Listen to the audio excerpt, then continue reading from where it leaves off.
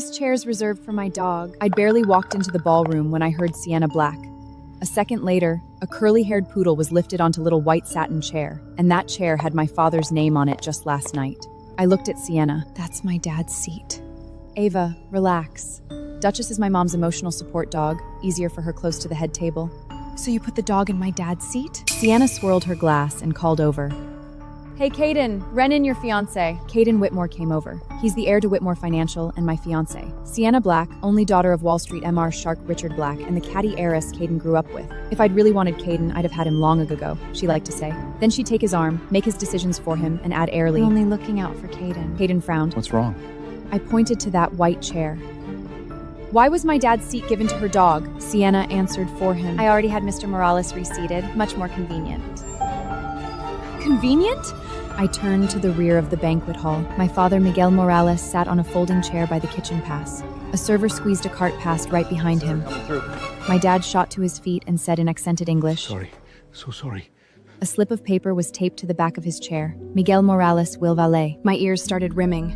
3 months ago, I was the one who landed the $4 billion asset management mandate from the Pacific Harbor family office for Whitmore. That's what locked Caden's spot as heir. But today they sat the Black's dog at the head table and my father by the kitchen door.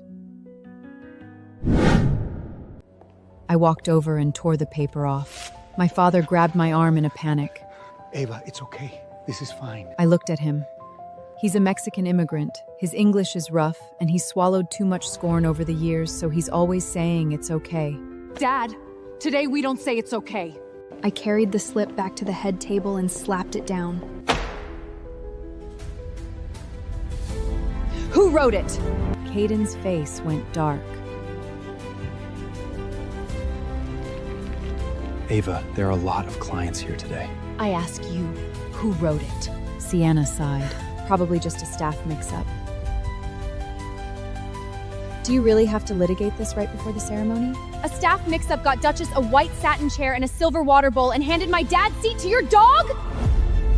Her smile faded. Duchess isn't an ordinary dog. And my dad isn't an ordinary guest. I looked at Caden and said, He is the father of the bride. Caden lowered his voice. Ava, don't make a scene. I laughed. The ugly part isn't the scene. I looked at the poodle sitting there under the lights. You sat a dog at the head table and put my father by the kitchen pass. I pulled the seating chart out of the coordinator's hands.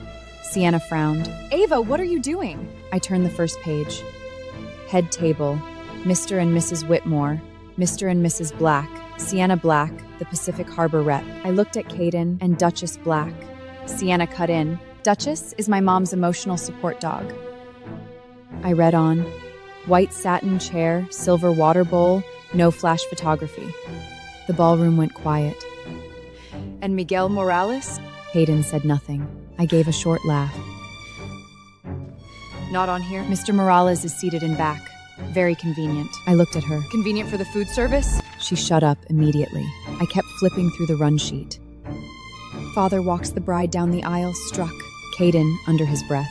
Ava, that's enough. Father-daughter dance, struck. Victoria Whitman, my mother-in-law-to-be, frowned.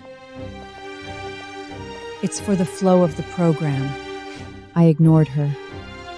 Spanish blessing, struck. I looked up. My dad spent 3 days on that blessing, and it's extra? Sienna sighed. There's financial press here today. The ceremony has to stay tight. If you really loved Caden, you'd think of him. Tight enough to cut my own father? I flipped further down. But there's a new line added here. Caden's face changed. I held up the runs list. Ring bearer, the dog. I looked at the poodle. My dad can't walk me in, can't dance with me, can't bless me. I turned to Caden. But her family's dog gets to carry the rings down the aisle? Sienna finally dropped the smile. Ava, don't put it so harshly. I grew up with Caden. I know better than anyone how much this wedding means to him. So what? So I'm helping him keep the risk down. She looked at my father. The media blows everything up. Put your father too far forward and all they'll write is an immigrant hardship story. Not a word about Caden's ability. I was staring at her. You shoved my dad to the back for Karen's good? Of course. I laughed. And you sitting at the head table, that's for his good too? Sienna took a sip of her wine. If I'd really wanted him, I'd have had him long ago. It wouldn't have come down to today. And when she said that, she looked softly at my wedding dress, like a reminder that I was only the one who came along later. I looked at Caden. You think so too? Caden avoided my eyes. Ava, let's not fight about this right now. I saw it clearly.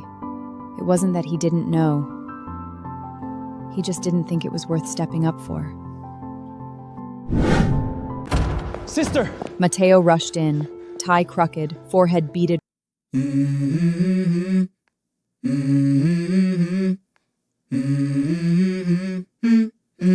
Let's go. I wake up to a little bit of drool on my pillow, feel like it's gonna be a bad day. Yeah, I'm tired of shit, and the coffee ain't hit yet, damn, ain't that great. I don't wanna go to work, cause my boss is a jerk, and I'm not even that paid.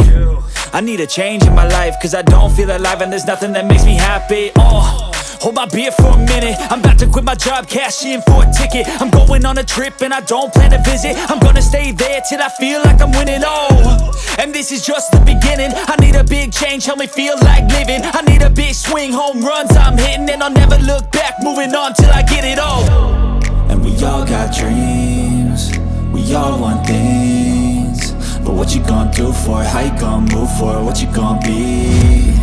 And do you believe you can do anything? But what you gonna do for it? How you gonna move for it? What you gonna be?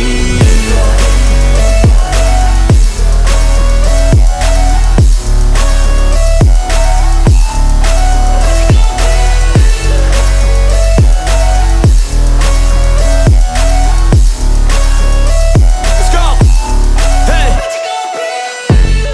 Yeah, this is my life, my strife, my right to fight, to die, and this is my game to play, to claim a brand new name, and I ain't gonna lie to you. Sienna put the glass down. Ava, acting like this, you're gonna make everyone think you're unstable. Then let them see. Caden finally spoke. Ava, can you grow up? I turned to him.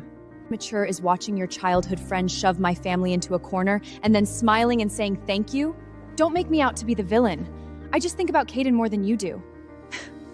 Really? Thoughtful enough to make my brother vanish and put yours up front? Just let it go.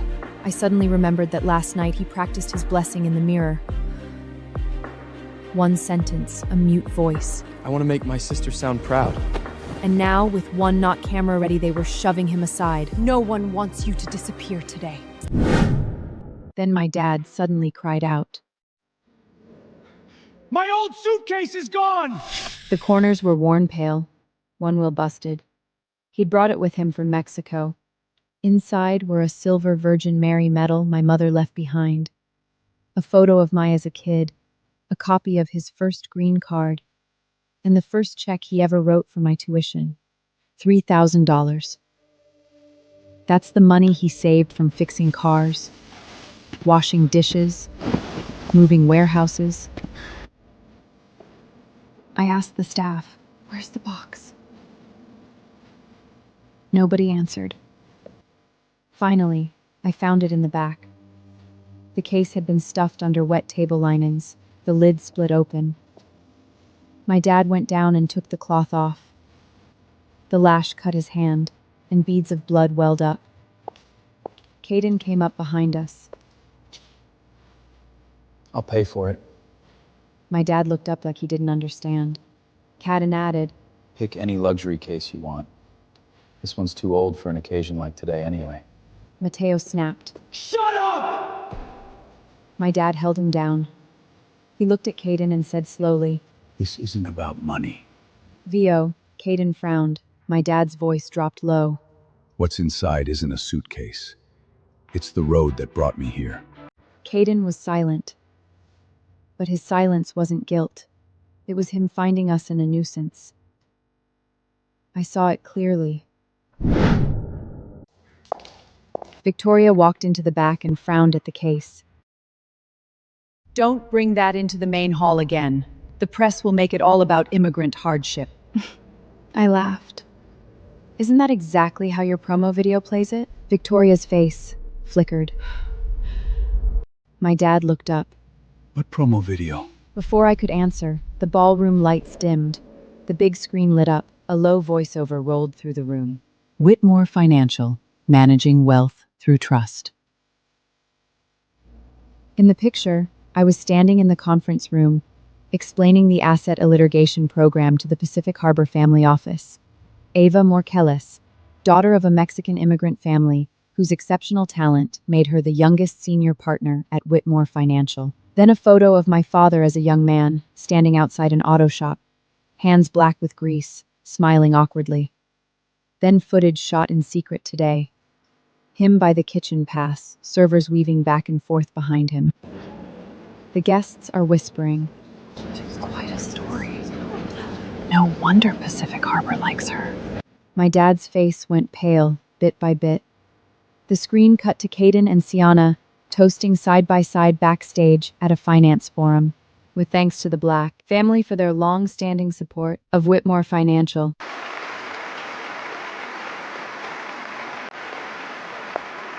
A round of applause. I walked to the control booth and cut it off. The screen is dark. Hadn't hurried over. Ava, what are you doing? I asked him, who cleared that photo? He avoided my eyes. The team thought it tested well. Tested well? I pointed at the kitchen pass. My dad sits there. You film it and suddenly he's Whitmore's diversity story. But he's not good enough to sit at the head table? Sienna cut in. Ava, don't be so sharp. This video is lifting you up. I looked at her. By stepping on my dad? She paused. If you insist on seeing it that way, there's nothing I can do. I laughed. Of course there isn't. Because all you've ever done is stand in the brightest spot and call everyone else too sensitive. A beat later, the emir started pushing the timeline. The bride is ready to walk.